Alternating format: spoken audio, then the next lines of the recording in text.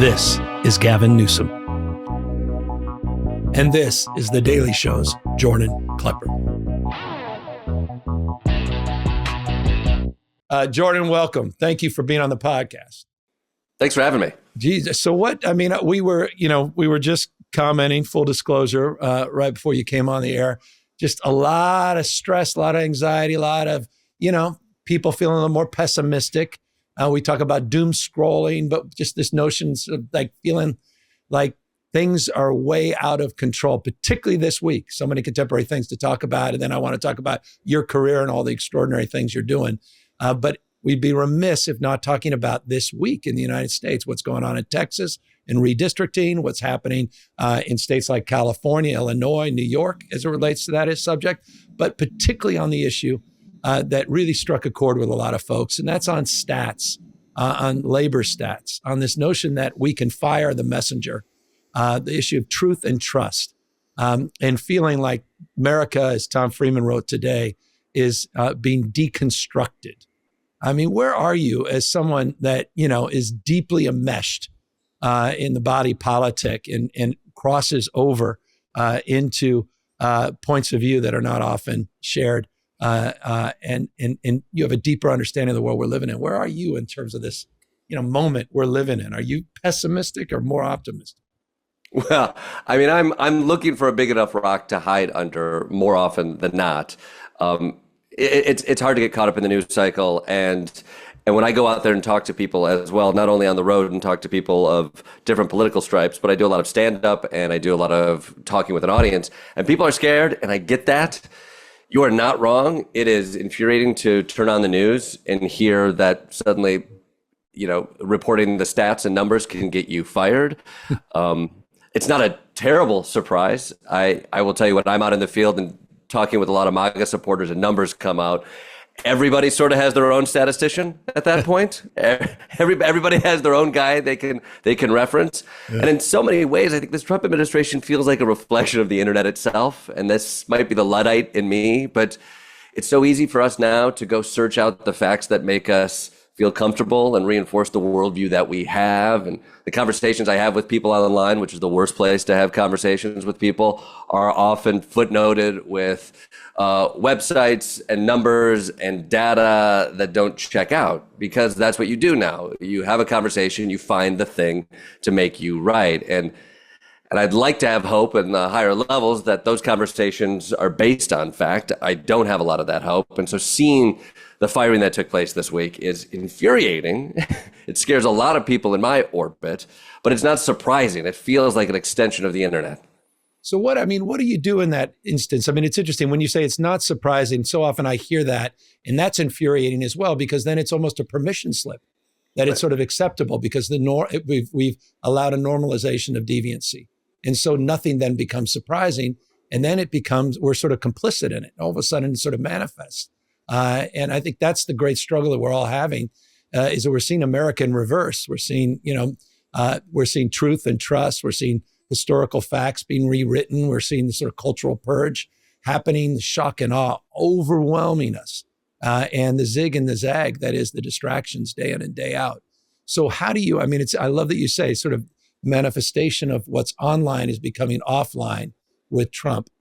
How do you start to navigate that? I mean, is that the work you're doing to sort of distill the essence of that and using comedy as an entryway to have that conversation? Or what is your diagnosis beyond that in terms of what you do to address it? Well, I think we're all living under the fire hose of information and news and chaos. And some of that can be argued as strategy from a Trump administration. Some, I think, as an extension of a mindset. I do think, Ezra Klein made an interesting point recently that was, I think a lot of people give the Trump administration credit for their diversions and their tangents, and I think there's credence in something like that. But I think also it's a manifestation of a mindset that he has that is constantly distracted. And he's been given the ability to be distracted and to lose interest in Elon Musk and to jump into something else. And so again, it feels like we're living in a world that is a manifestation of his mindset, an internet mindset, a selfish mindset. And there is this fire hose of news that is politically advantageous when you want to get your own things across that might not be popular. From a comedic standpoint, when we show up at work and we have this fire hose, like, our job's not to solve it. Our job is to find the chaos, see where the bullshit is, try to make some sense of it and some humor of it. I think at its clearest and best, satire can boil down a feeling and a moment into something that's digestible and fast. And so for us, we try to wade through the fire hose, find what is important, and also find what we can stick our POV onto with something that hopefully is funny and connects. But it's a constant conversation that we're having day in and day out as to, like, how do you deal with this, and what is a distraction? Again, we are legislating. Our job is not to fix the solution. Our job is, as a media satire, to look at it and find the humor within it. But we are constantly having to make game time calls as to, like, are we covering what happened in the Oval Office? Are we covering what's happening with these ICE raids? Where does humor have a place? Where is it best utilized? And how do we make that work for us and our audience? Jordan, it's interesting you say that, because, it's interesting with The Daily Show generally. And Jon Stewart at sort of peak. And I remember being really angry. Honestly, I think I told John this when we sat down. We did something on the death penalty a few years ago. And I think I told him, I said, I'm really pissed at you. You walked away from your show with peak influence, where folks were tuning in, and particularly young folks, but people like me that were awash in everything going on in cable, that wanted you to distill the essence using the lens of comedy, but also sort of guide us in a deeper understanding, distill through that wit and witticism and satire, where we are and where we need to go. And I remember he retired right when the beginning of that election, like, no, you don't get to go, John. You have a responsibility. So I'm interested, people, I think, particularly you, Jordan, we're going to get to you specifically. I mean, your improvisational skills, your capacity and sort of legendary capacity to go in and to show empathy and compassion, humanity to people you disagree with, to go to these Trump rallies, to meet with people, they still feel a comfort level to you.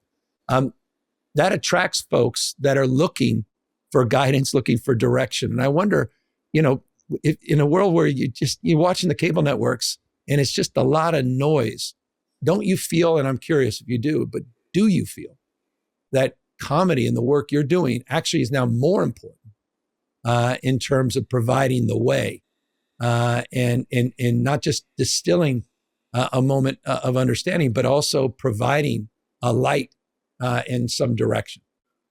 I mean, as a person in the entertainment industry and an actor, I do have a sense of self-importance that does make me think, yes, I'm more and more important every single day. Governor Newsom, every single day, I'm more important to the general politic of it all. Yes, sir. I mean, I will say, like, going back to when I connected to The Daily Show, I used to watch it in college. I wasn't interested in politics. I wasn't connected. I wasn't locked in. Quite frankly, I don't know how college students do it today. Like, I had the luxury of being naive about the world around me and just focusing on improv comedy and drinking a 40 ounce and not throwing up. Like, that was like my journey as a 21-year-old. And now, a 21-year-old has to be so connected to the world around them. But I watched John on The Daily Show, and this guy was able to distill ideas quickly. He wasn't the end of information, but he was a conduit to learning more about something. And I trusted him. I didn't think he was bullshitting me. I think media has bias on it. Every media has bias on it. I want every person who watches television to understand what bias is there. It doesn't mean there's not great people who are trying to tell you the truth as they know it, but, like, there's bias in the structures and the institutions and the places that tell us the things that we have. I think what a lot of people get out of The Daily Show, what I got out of The Daily Show, was, like, I get Jon Stewart. He's a comedian. He's trying to tell us something funny. And I think bullshit is his barometer. Yep. And when he sees something that doesn't sit right with him, he goes at it. And so you knew his bias. I think a lot of people, when they watch our stuff, they watch my stuff, they know my bias. I'm not an unbiased journalist trying to go out there and get what what I want to do is find something funny, find hypocrisy, find irony. I care about things. I'm progressive in nature, and I do my research when I go out there. Yep. And I think people can connect to me in knowing that about what I'm doing out in the field. And quite frankly, when I'm doing the man on the street stuff in the field, like, I have the luxury of not being a journalist in some ways, pretending just to be unbiased in their conversations. I can have a goal and a hypocrisy that I'm trying to put forward. I can be relentless in the ways in which I go after somebody to try to find that hypocrisy there. And hopefully I can be also empathetic within that not only gets me something revealing about somebody, but also has some sort of connection. So for me, that's sort of how I see the work that we do there. And the level of import, I think that will be on an audience to decide. But where I always get from the satirists that I love, quite frankly, Jon Stewart, Stephen Colbert, like the people I grew up with, the people I get to work with, like, is that you understand their bias, you understand their tenacity, and because of that, they can cut to the quick. And my favorite quote about humor, George Saunders, the author, says, like, humor is what happens when we're told the truth more swiftly and quickly than we're accustomed to.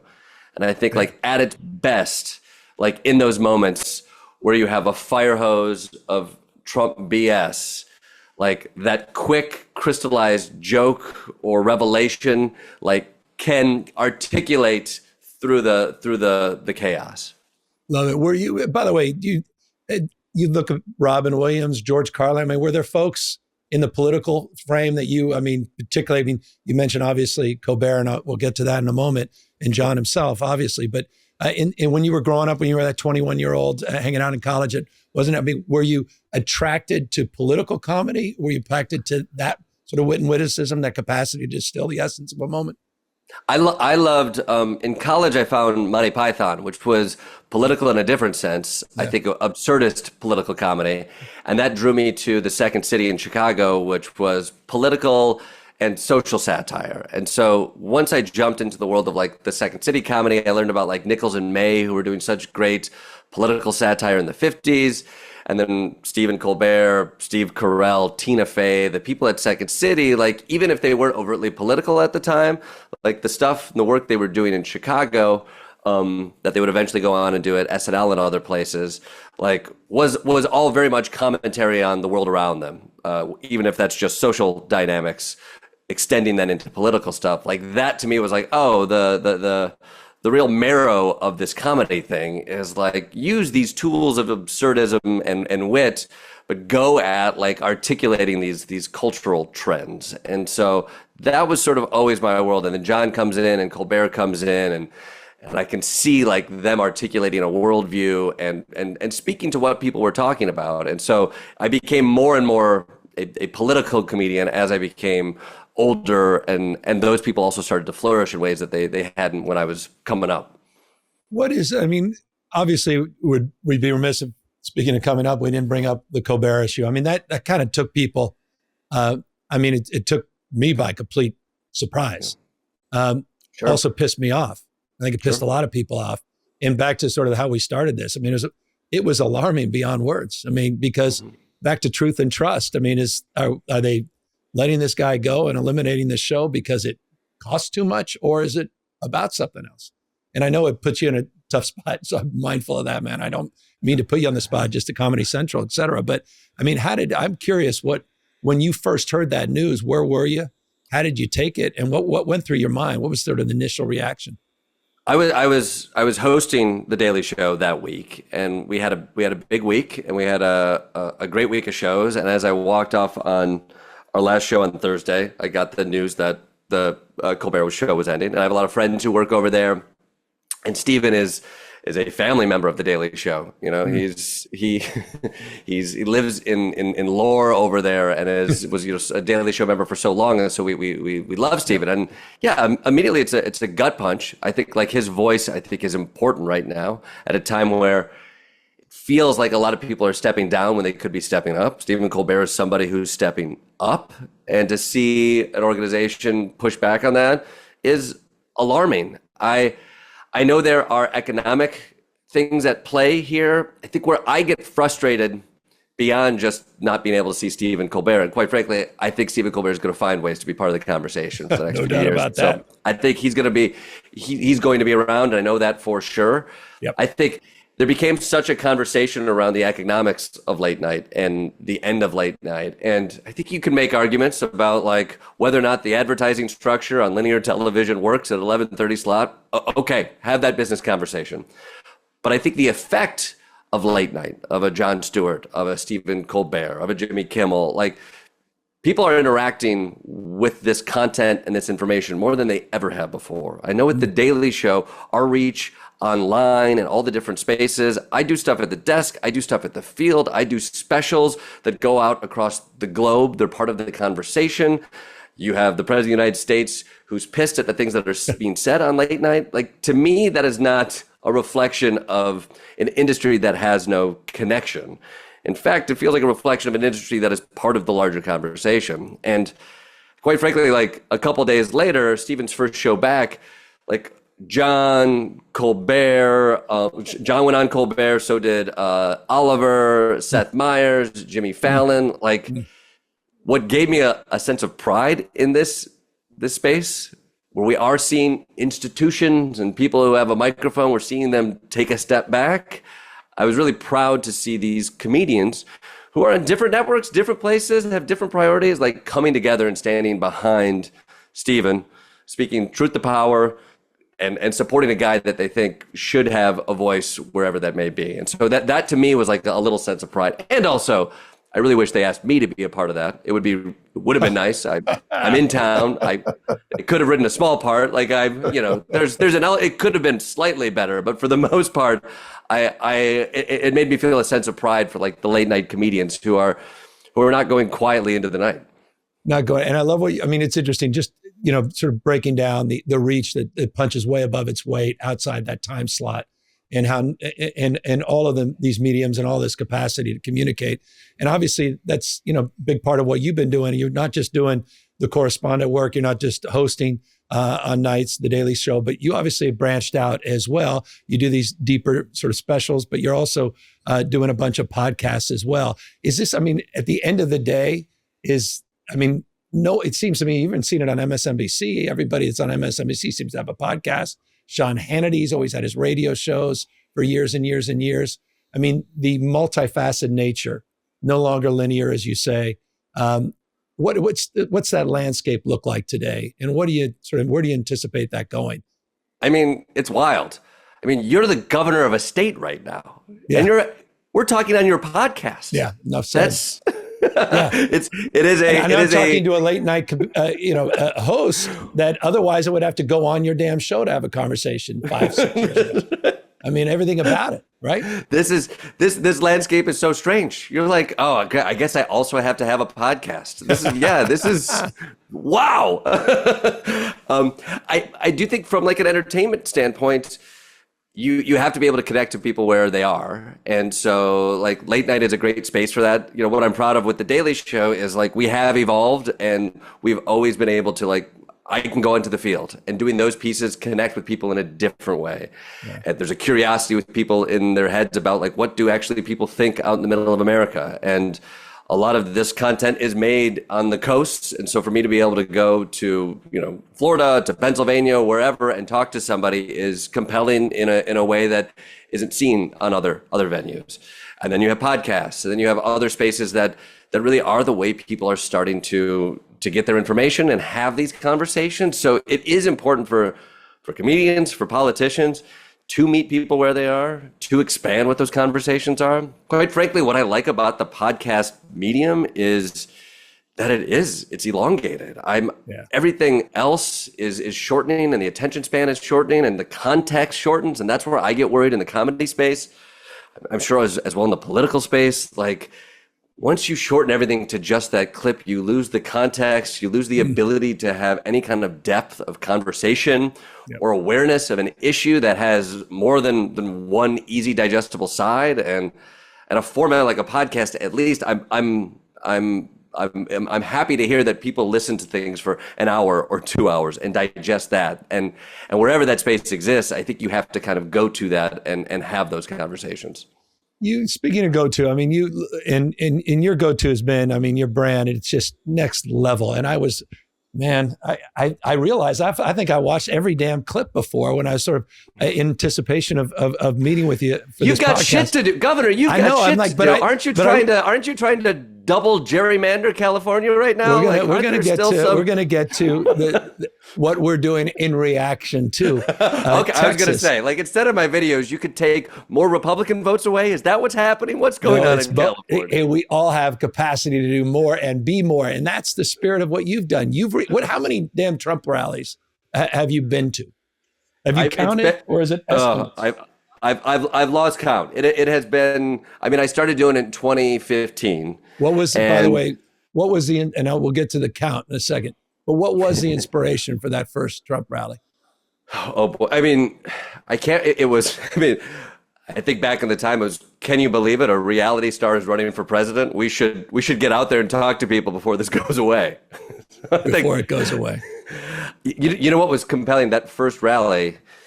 What stood out to me, like the first rally, which was very early in Trump announcing his presidency, the conspiracy of the moment, of the Trump moment, was the Barack Obama birth certificate, which feels like forever ago. But at that time in American history, to walk up with a camera and a microphone and ask somebody if you think Barack Obama was born in America, 9 out of 10 people would say, of course he was born in America. Even if they didn't believe that Barack Obama was born in America, culturally, that's not only insensitive, it is racist. And you're not going to say that in front of a camera, in front of a microphone. It'd be asinine to think that I would get somebody on camera saying, no, Barack Obama is a secret Muslim. Like, that was the beginning. And I remember talking to people about that, and nobody would mention that. A few months later, that number became, at a MAGA rally, it became 6, 7, and 10. People were unafraid to call Barack Obama a secret Muslim. You could just feel it. I was like, oh my God, this was months ago. This seemed like it was an impossibility. And not that racism doesn't exist in America, but at least that there was an understanding to hide your racism, or an understanding that, like, that was an unpopular, an untoward opinion that maybe you hadn't vetted enough in your mind to actually articulate in front of a stranger. And yet, the power of that man saying that over and over and over again, it just moved that line in such a dramatic and swift fashion that I've seen happen over and over and over again to this day. So that was and I want to get to the communication because it's interesting. I mean, you used the frame over and over and over and again, this notion of repetition in terms of a communication frame. But 2015 sort of launched the birther issue, which created a lot of your content. And 90, 100 rallies later, probably? About that. Yeah, I think that's about 90, 100, yeah. What's been the through line for you? What's been the most sort of, as you sort of reflect on the journey of all of these interactions, and anybody that hasn't taken the time to see these clips really should, because I use the word empathy, your ability to engage people and create that space of trust. And they may be embarrassed at the end of the day. They may not even be embarrassed because they're situationally unaware of the contradictions, which are fascinating. And I don't know how much editing you do. We can get to that in a moment, or how many things we don't see, of course, how many tries that complete disasters. Sure. And you just go with the one. But it seems to me a lot of really good people, and it breaks my heart. I feel more empathetic watching your interactions. I feel really badly for people that they've been so lied to, so misled, and they feel you can feel the emotion, the anger of being contradicted, or themselves contradicting themselves.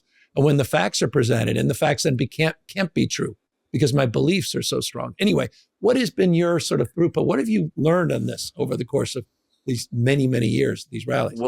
Well, I think you are spot on in that, when a lot of people often from the left come up and ask about MAGA rallies, and many people from the left never went to a Trump rally, and I highly recommend it. What I think is so enjoyable and empathetic about those events is, like, they're like a parade coming to town. And when I talk, even if you aren't on board, you go to the parade coming to town. And for the most part, a giant group of those folks are there because they want community, and they get it. They get it immediately, and they want meaning. You have the most powerful person on the freaking planet who's like, this, you can be a patriot. You can do this thing. Stand up. That is it's an amazing promise to give to people. And the desire to have meaning and community in your life is such a universal desire. It's something that I'm constantly searching for.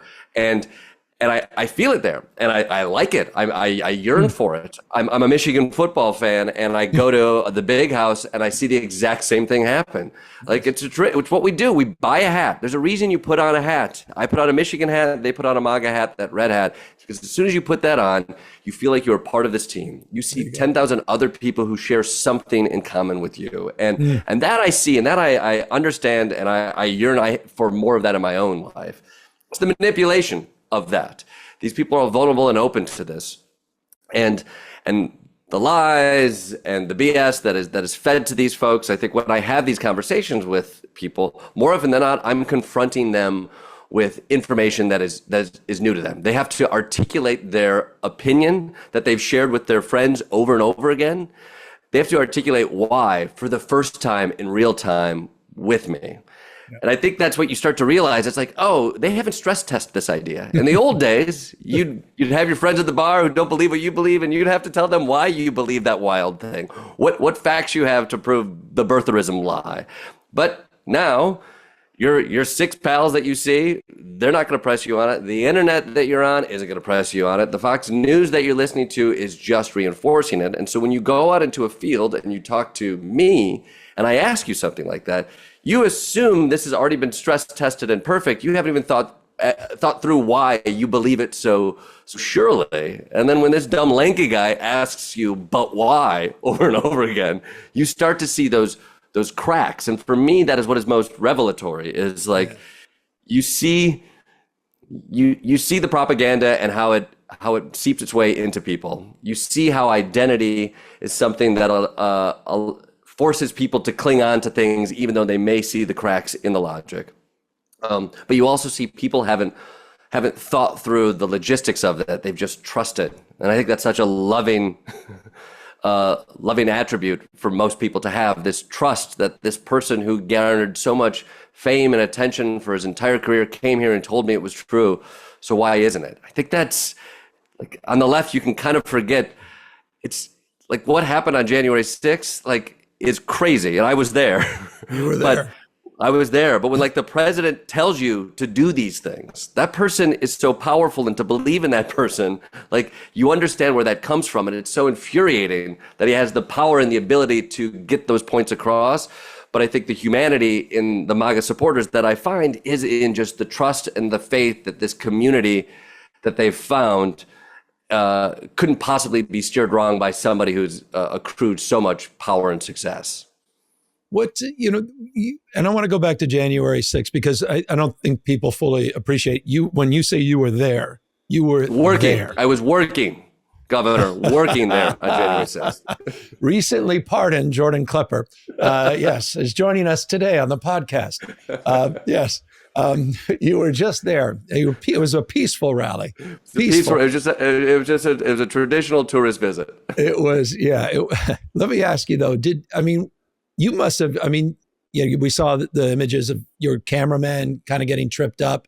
This sort of intentional effort to become a victim, the person that tripped him, to say, he ran into me, to sort of create these conditions, sort of Orwellian nature of that. But there was, I imagine, points where you started to realize, shit, this thing's getting real. This is getting a little out of control. We need to get the hell out of here. Yeah, it was.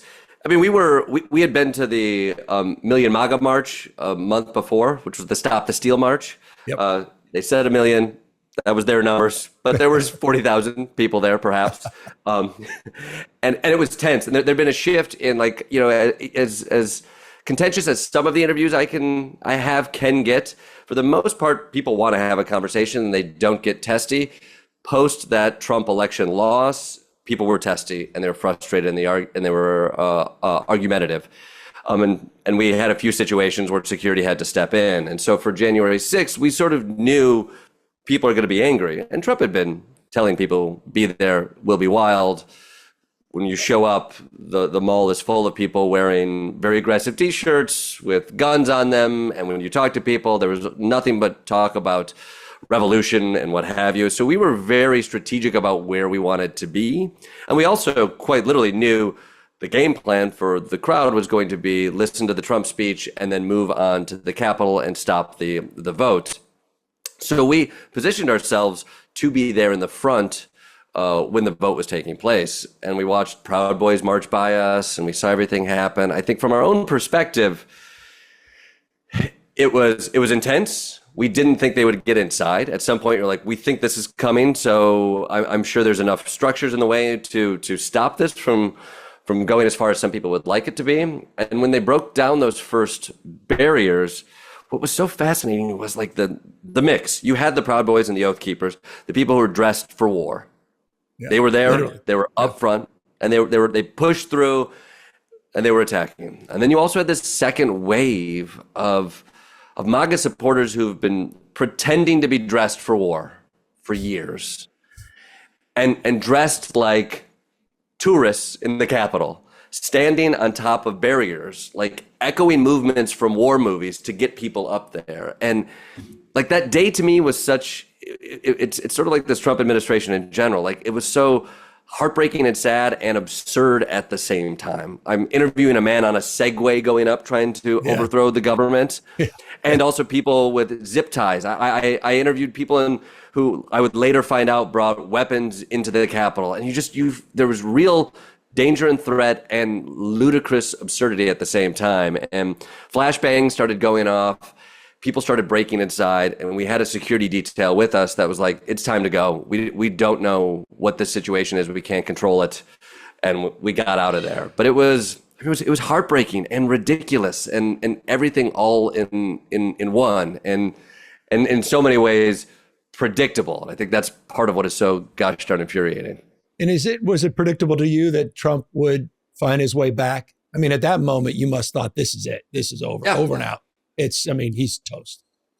Yeah. I mean, it's this news cycle, it eats its own tail so quickly, but watching Republican Congress folks stand up and talk about January 6th the day after, talking Lindsey Graham articulate being done, like, go back and watch those. I did recently, and it was like, wow, the certainty, the bipartisan nature of seeing chaos and a reality in front of our own eyes and calling it out.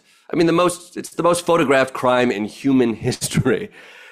If we as Americans can't watch that and say, we don't support this, this is the line. And it felt like there was a moment where that was the narrative and that was discussed. And so, yes, I thought that was the end of the Trump chapter, at least in terms of being president, that this MAGA movement is still looking for a leader and that won't die out. I didn't think it would end quite that quick, but the fact that it has resurfaced like this and he's found his way back into office, I don't think I fully saw coming. Although as I started to go back on the trail, the numbers seem lower, but it didn't seem like it was impossible for it to happen again. Finding that meaning and community once again. Yeah. But you also had to find your way back. Look, I think the interesting thing about you is it's one thing to go back during COVID. You got a mask on. There's some anonymity. People know you, but don't really know you. I mean, how in the hell do you show up at a Trump rally nowadays? You're too well known. Sorry, my friend. You have now that security is not just there for a moment like January 6th. And you've got infamous examples of people that will see you, call you out, call you fake news. The brick suit man, we'll get to him in a minute, among others. There's sort of these infamous interactions that you've had over the years. But how is it? How is that journey now in terms of reconnect? Or you get to know all these people and they love you. Like, hey, Jordan, good to see you, buddy. I have friends that I see at these rallies now. I know all the T-shirt salesmen. We're pals. We see each other every week. I do have multiple friends who I've talked to over the years that it's nice to like reconnect with and see how their thoughts have changed or if they haven't. And it is remarkable. Like sometimes people will seek out to talk to me. Sometimes people will say, no way. I think the thing that was both eye-opening and disheartening was I went to CPAC a couple years ago and assumed going to CPAC that no one would want to talk to me. it's sort of ridiculous that we got credentials to be there, but we'll see who would want to talk to me. I was a rock star at CPAC. and for two reasons. Like, there was a line of young Republican Congress hopefuls who wanted to talk to me. Wow. Were desperate to talk to me. And literally, you saw it. I saw Marjorie Taylor Greene walk through the hall with 10 press behind her. And you see these young Congress folks, these hopefuls from the middle of Indiana, who are watching her, and they're like, oh my God, that's the attention. What do I need to do? What do I need to do? Let me talk to this guy. Let me talk to this guy. And so there was the line, literally handing my producer cards.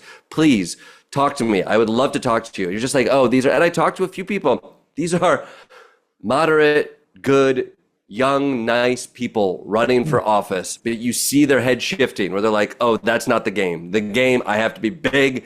I have to court a fight with this guy. I got to own the libs. I have to do this.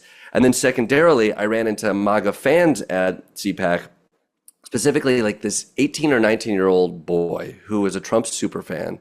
And he showed me pictures in his home of Trump cutouts and posters and pictures with Trump. He loved, his whole identity was Donald Trump. Yeah. And he sought me out. He was like, I want to talk to you. I want to get pictures.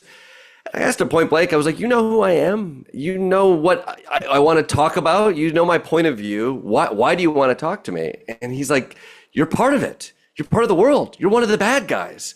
Get a picture with me. And I'm the heel. In the UFC world, these guys, they don't like me, but I'm the bad guy to them in this world. So they want a picture with it, and it's a game, and it's a performance. So collect all the characters, try to get their autographs. It's just a game to be played. Jordan, you have no idea how much that resonates with me and how much I appreciate that. I mean, I've so many similar experiences along those lines. Well, let me go back, because people are like, what the hell is he talking about with this brick suit man? But because I think it goes to the essence of what you just described as well, which is your ability to connect with the other side and the challenges that we all have connecting with people that we vehemently disagree with in terms of worldview and points of view. Just, so many people just, I don't understand what's going on with it just makes no sense, et cetera. Yeah. And you had an interesting, infamous, and I don't want to belabor it because it's well chronicled, but you had like this 3.5 hour conversation with someone that was going after you at one of the Trump rallies. And the two of you just happened to get stuck at an airport, I think in Green Bay, Wisconsin, if my memory serves. And you guys were stuck together waiting for a damn plane. Just the luck, what are the chances of this? And so you had nothing else to do. So you ended up spending all that time bullshitting back and forth. What happened? Yeah, we got to know each other as humans and not as performers in front of a medium. And it was a remarkable day. Like you said, he spent the entire shoot day heckling our camera crew, and he's sort of an infamous MAGA celebrity that Trump brings on stage because he's dressed like the border wall. And when I see him at the airport, the last thing I wanted to do was spend 3.5 hours talking and fighting with this guy over politics. But it was remarkable in that, like, I joke that we're away from our mediums, but it is true. Like, our guards were down. Like, he's not performing for a camera and playing a part of the brick suit guy. That doesn't mean that he doesn't believe many of the things that he talks about. I don't think he's insincere in that, but I think he's a larger version of certainty that exists in his heart. As am I, as a person who is in front of the camera as well. And with no cameras, no microphones, when we got past, like, is this person recording something to try to make the other person look bad? Then we just started talking about his certainties around Trump. I think what was surprising to me, like, he talked about, like, again, he's in some ways the manifestation of, like, a Trump supporter, but he would articulate to me was that he wears the brick suit because he sees it as a meme, and memes are attention getting, and he wants the attention of a camera, and he wants to articulate that MAGA vision because he sees himself as more articulate in the ways of Trump than other people. And I don't think he's wrong. I think that's probably a savvy move. But as we talked beyond the cameras, like, he talked about how he didn't think Trump won the last election, which is bonkers not to believe the big lie if you are the big face. He told me he wished he'd move on. He had political disagreements with him. He had more of a libertarian streak and loved to be an online troll. That seemed to be most of his personality. And he would be open about that. Like, he loved to go on Reddit boards, stir shit up, and get people upset. That's sort of what he thought was funny and comedic. And so like I got it. It wasn't my thing. He was way into history. He was a smart guy. This is the thing that I always think about when progressive people, when Democrats come up to me and they want to say like, oh, all those crazy people you talk to. Like, I talk to people who believe crazy things, and you need to understand those are separate things. And Brick Suit Guy, I don't agree with the things he talks about, but the man who has a handlebar mustache and 5 bespoke brick suits that he goes up on stage and talks about, you'd like to think he's an idiot, and he's not. He's smart. He's smart. And we talked, we had good conversations. We found, if not common ground, like we softened on some of the certainties that we had around issues that we were less aware of than perhaps we would perform in front of a camera. And I say this, the moment that sticks with me is like we got on the train, the plane, still talking, and I was in an exit row and was asked if I took on the responsibilities of being in an exit row. And I took to him and I mischievously say, I hope this freaks you the fuck out, man. and he laughs. And in retrospect, like that's it. Every conversation I have with so many other people, you don't get to the point where you're actually laughing together because your identity is at stake. Because any challenge to your certainty, any challenge to a thing you have said is seen as like an existential attack on who you are. But I knew who this guy was. I spent 3.5 hours with him. We connected on some stuff. And so when I poked him, he didn't crumble, didn't just explode into just dust. He laughed, and I laughed back, and I'm like, oh, that still exists. That exists in America. We're not as polarized as some people would say. The conversation pulls us that way, and it looks that way.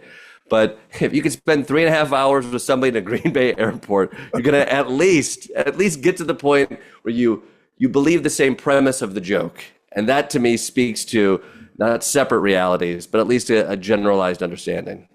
No, I'm thank you for sharing that story. I think it's incredibly important, and it's what we need to hear right now. Because I mean, I keep saying it: divorce is not an option, and at the end of the day, we got to live together across our differences, and it's exhausting. I mean, it just this zero sum thinking, this notion, that everybody's just at each other 24/7. You feel like you're waking up and people are trying to put a crowbar in the spokes of the wheels of your front tire and trip you up. And so this notion that we, are all better off, we're all better off. This notion that we all want to be loved and need to be loved is so foundational. But at the same time, I imagine for you, it's still a struggle in terms of changing minds.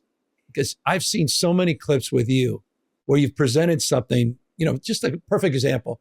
You had a woman who was very upset, that notion that a woman, I think Kamala Harris at the time, it may have been Hillary, but I think it was Kamala, was going to be president because she said, as a woman, she says, too many hormones, she's going to get us into a war. And your immediate retort is, well, haven't all the wars been started by men? And she paused and still went on. I mean, you didn't change her mind. And this notion of changing minds, changing hearts, changing behaviors, I imagine that's been a struggle for you with all of these interactions. Yeah, it is. I mean, I will say the intention of these interactions is not to change. The intention is like, again, my bias is towards comedy, finding hypocrisy and irony. And more often than not, it's like I'm curious as to how far the propaganda has spread and how deep it is inside these people's mindsets. And so I don't find people's minds being changed, being confronted with information. And frankly, across the board in my personal life as well, it's like, oh, this idea that, oh, if I have the information and give this person, that mind will get changed. I think one of my favorite interactions was I was talking to a woman during Trump's first impeachment, and she was talking about how Trump is innocent. And this was the time when he was blocking testimony from John Bolton, amongst other people's. And I said, well, if he was innocent, he wouldn't be blocking people from testifying. She's like, exactly, he's innocent. He wants everybody to speak. He wants everybody to testify. And I was like, well, so if he was blocking people, that would be like proof of his guilt. She was like, of course, but he's not doing that. And I say, well, he is doing that. And she takes this really long beat and she thinks about it. She really hears me. And then she goes, I don't care. Yeah. And I was like, thank you. Because more often than not, the conversations that I have out there, The politics is the pretense. It's the fun. It's the parrying that people have. This is an identity for so many people, and they will jump into the abortion debate, and some people believe it vehemently, but more often than not, it's just the tools you use to play the identity. And so when it comes to like changing people's minds, changing people's identity is hard. Once you put on that hat, people see you in that hat. And it's not just that you can take the hat off, because your whole community saw you as the guy with that hat. And that's a hard thing. It's beyond just buying it. It's how you are perceived. It's how now your families see you. I think about like families who have now lived in this Trump era for 12 years. You've lost friendships, family members based on it. Like, to change your mind is a big, big, big ask. And so I don't think it happens with just facts.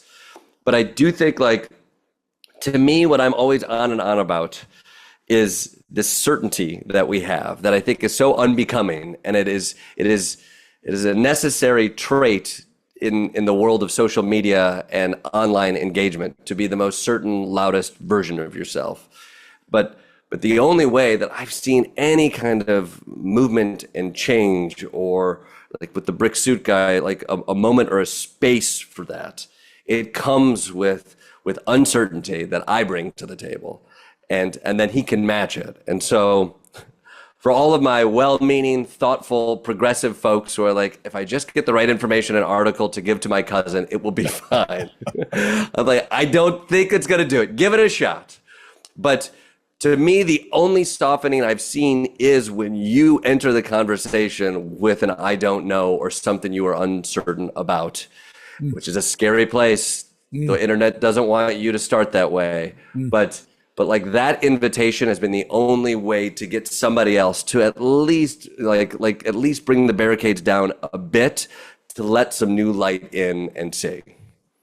Well, that contrast, I mean, I love the words you're using. You talk about meaning, you talk about community, and the power of identity, and how you shake that identity, but with humility and grace. And I think it begs the question, hardly, the words you would use typically with this topic, but the Epstein issue. I mean, that invites what to you in this whole conversation? What does Epstein mean in relationship to everything you just said? Well, it's fascinating to watch it play out on the right, because it does feel like it feels like a promise broken right now. It's Epstein, and this idea of this conspiracy that would come out was something I heard on the trail for the last 8 years. And I do think, to me, like we talked a little bit about this and some off camera about about the difficulty of governing. And I think so many people who go to a Trump rally and are there just for the show and the community. I think part of it's because there's a disconnect between what they see governing as and what politics is. Like, I think they feel disconnected from what government can do for them. And so therefore they might as well have fun with the game of the politics. And Trump is like, well, let me just play the politics part. And when he gets into the governing part, where I'm curious about right now, is like, well, there's a connection now. Now this person actually has the power that you have given them. Do you like this big, beautiful bill? Do you like your healthcare options right now? Do you like what's happening at the border? Do you like the information that you're getting or not getting about Jeffrey Epstein? But Trump has done a good job of living in the chasm between politics and governing. And so I do think there is a real disconnect with so many people who voted for Trump, not with a true idea that they thought he would change things, but that he was the most interesting version to be in a system that they thought could never change. So I think we're in that right now. Sure. And the Epstein thing cracks it a bit, because if you've really bought into this conspiratorial mindset, which a lot of people have, and that these people can deliver this truth to you, it's hard not to see the writing that is on the wall. Occam's razor is super sharp here about why some of this information might be withheld, why you're not getting all the things you were promised. And I think we're going to see all the shucking and jiving from the Trump administration trying to get you to focus on something else. But it is an inherent lie towards the Trump brand that I don't know what the long-term effects of it will be, but I think his success will be in the fact that if he's created a populace that is so pessimistic about the effect of the government, then he may win out in this. But if there's actually some faith left in that these people can do good for you, he's going to have a hard time writing that circle. And before we close, Doran, I'm interested, I want to connect back to that 18, 19-year-old guy that, just his identity, speaking of identity, was all attached to Trump, but also to you in some respects. That's all part of this sort of dialectic and this game as you describe it. And everyone's relationship to one another, the good versus the bad, the truth, all that. What, if you've seen just through your journey, you look at young folks and you've done a lot on masculinity. You've talked about, we talk so much about telling boys what not to be. We don't talk about what they should be. And there's the Andrew Tates of the world that infamously sort of fill that void. And we've seen that weaponized with Trump, et cetera. And you see that 18, 19-year-old, you see your own son. Where are we in terms of the generational shift on all of this? Even in the distinction you just made around campaigning versus governing, and the relationship to Epstein in that. But do you see any generational changes underway? Do you see any hope in that distinction, young versus old? New versus, what's? I mean, I do. I think your podcast with Richard Reeves, I thought was great. And I think there's a lot of people talking really in depth about this crisis of masculinity that's happening right now, which I'm seeing echoed in all of the places that I go to.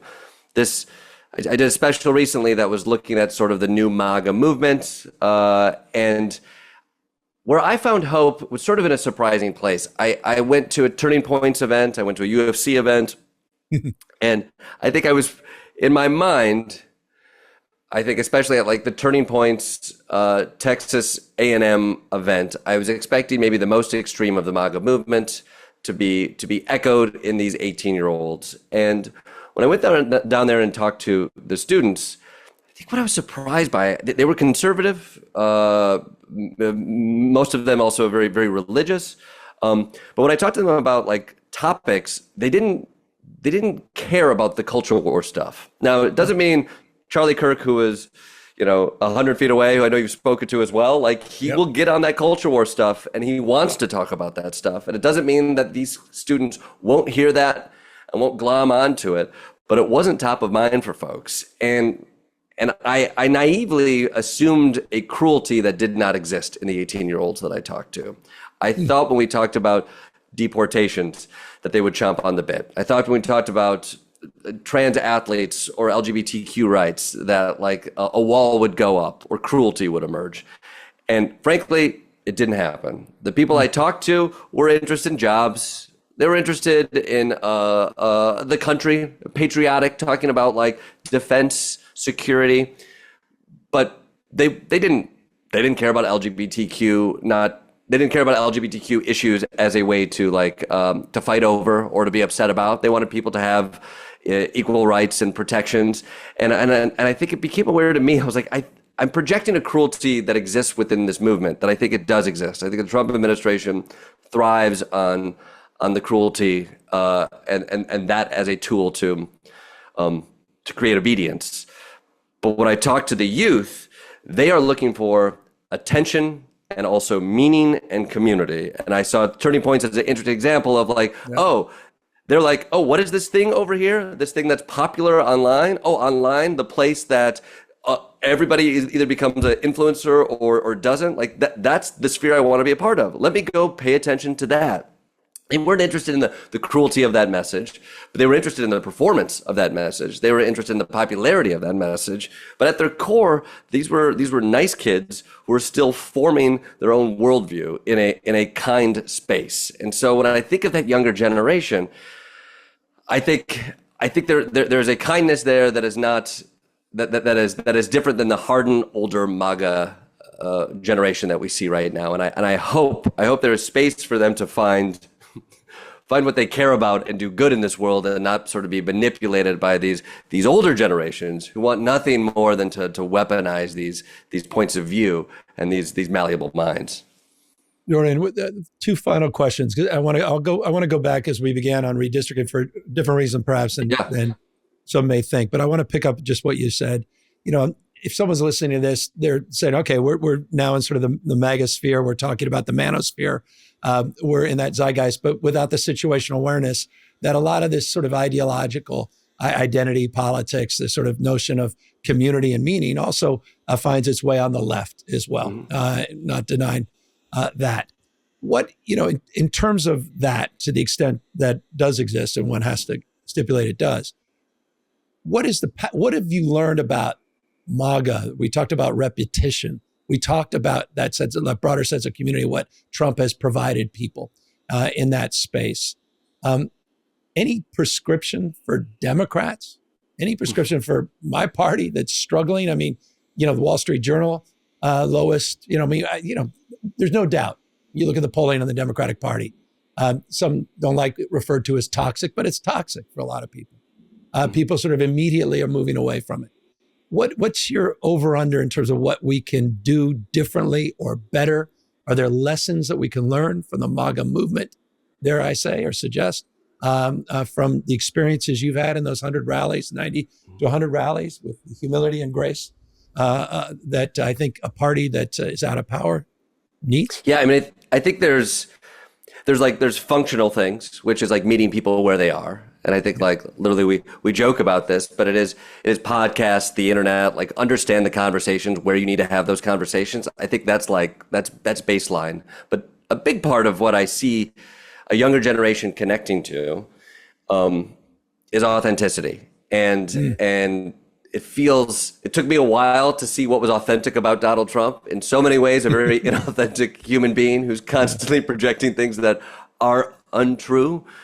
But the feeling of Donald Trump is one that I think is received as authentic for so many people there. He feels like, if not a truth teller, somebody who says it like it is, who's not beholden to other things. Again, the veracity of that I don't stand for, but I do see people like, they don't see him as a politician. The way they connect with him is on an authentic space. And I do, when I hear the Democratic Party talk about, who are the next faces and how do we do this? And I know you're a part of that conversation. The AOCs are part of the conversation. In New York, Mamdani is such an interesting part of the conversation right now where that on a local level was really fascinating to watch. Like all the prognosticators said like, this isn't how New York works. This isn't how politics works. But then there's this guy who's like, I want to talk about stuff that I think is important, which is like jobs and people are hurting. Jobs, people are hurting.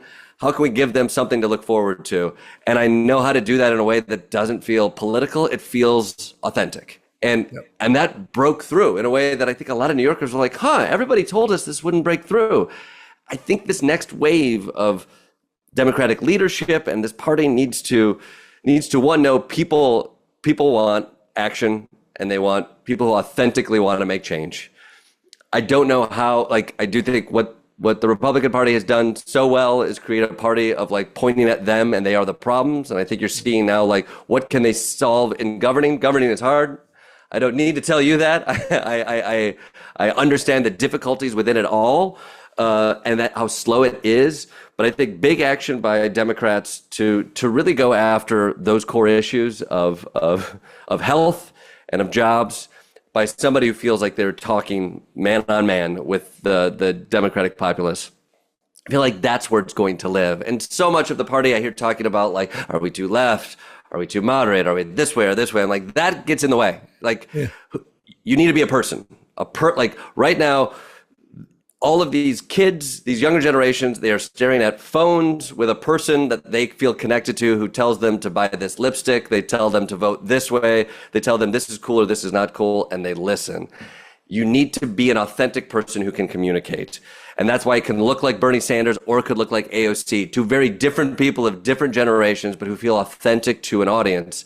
It's I think that message has to feel authentic, be authentic, and be one of change. Because people feel so scared right now and so nervous right now. This idea of who has a vision for change that I can believe and trust. I think that's what people want, everybody. And even on the right, where it cracks in the MAGA movement, it's tell me that you see a way that this can be better and bigger and fairer. I think that is a populist message that the Dems can own. I want to end there, but I want to get to redistricting because the tactics of that in what Donald Trump, I mean, he was on CNBC today and he was asked about the Texas redistricting. And he said that he's earned the right to have those 5 seats. I mean, it's analogous to the hour-long phone call with the Secretary of State in Georgia, find me 11,000, however many, 12,000 votes. Now he says to Greg Abbott, the governor of Texas, find me 5 seats. And he said, I won Texas overwhelmingly, so those are my seats. And in order to make everything else possible, to have that conversation about healthcare and about affordability and about being able to even introduce yourself as the authentic self, when we're rigging a system or changing the game, mid-census in this case, that's pretty damn alarming. You were there on January 6th. Now this guy realizes in 18 months, he may have some oversight with a different majority, the Democratic majority in Congress, in the House in particular. And so he wants to rewrite the rules. What is your sense of that in relationship to everything else? And what does it mean to you? Is it about power, dominance, and aggression? Is it the brand MAGA? Is it about strength versus weakness? Sort of that framework. Is that a paradigm that's, that you've observed Democrats, Republicans, what MAGA, what Trump represents? What does it redistricting mean at this moment from your perspective? I mean, honestly, I think this moment is so fascinating. I'm honored to get to talk to you about it in this time we are in, because I'm reading this news right now.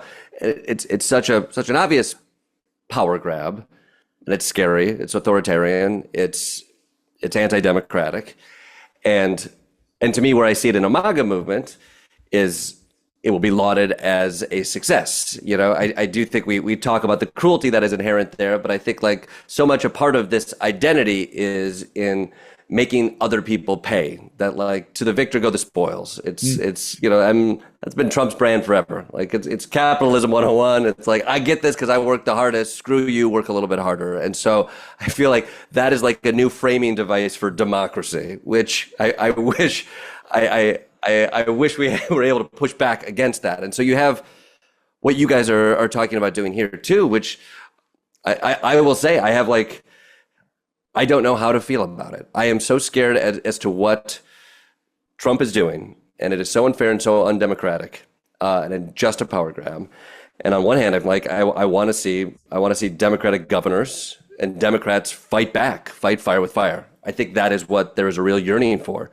And at the same time, I am scared to run into like an undemocratic arms race. And so I don't know, like, even walking into this podcast, I'm like, man, I respect that something that you do well is I think you step up to the plate with Donald Trump and you punch a bully in their chin. And I think that is a big part of where the Democratic base can find success in this movement. And yet I worry about like where are the norms that we have to keep in place and where are the norms that we have to throw out in order to be in a place where norms can exist? Well said. I mean, and as someone that supported independent redistricting as an elected official when it first was presented to the voters of California, it took me a little bit to get on the other side of this. But now I'm realizing, to your point, the existential nature of this moment. And the other side, there are no rules. They're assassins in this respect in terms of the approach they take to power and to ultimately control. And so, we're not only going to fight fire with fire, we're going to punch above our weight. California is the size of 21 state populations combined. We have an independent redistricting. We have not gerrymandered our state. No state has more to give to this contribution of the counteroffensive than the state of California. So we'll neuter what they're doing in Texas, but we'll one up that because we'll take some of the more competitive districts and they'll be less competitive as a consequence. And to your point, it's an arms race. I'm not naive about that.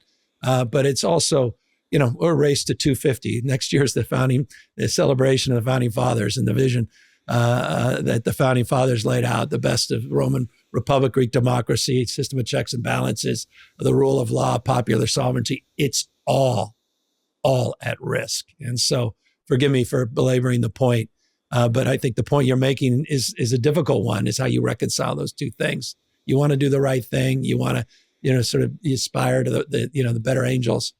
But we also have to be accountable to this moment.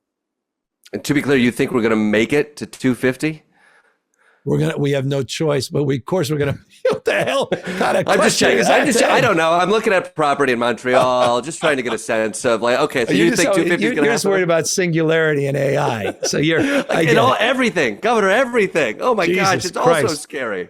Yeah, we didn't even get to AI, thank God. But enough of the anxiety. Hey, Jordan, thank you, man. This was a great, not good. This was a great conversation.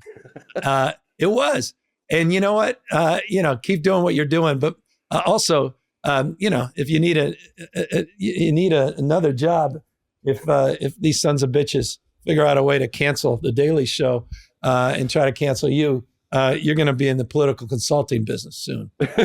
So you're fine, my friend. Are you offering me one of these Congress seats? Is that what you're doing? Yeah. Is that what it is? Oh, I know. That's been your dream in life. That's been your aspiration. You do a little improv on the House floor. Then you get gnarly. What's her name? Marjorie Taylor Greene every day of the week. I was going to say, what a lovely workplace to walk into. Jesus, and we didn't even get to Matt Gaetz. To be continued. Oh my gosh, yes. Well, I got plenty of stories, so have me on for round two. This was truly a delight. I appreciate it. I appreciate it. Thanks so much, man. That was great. Thank you, brother.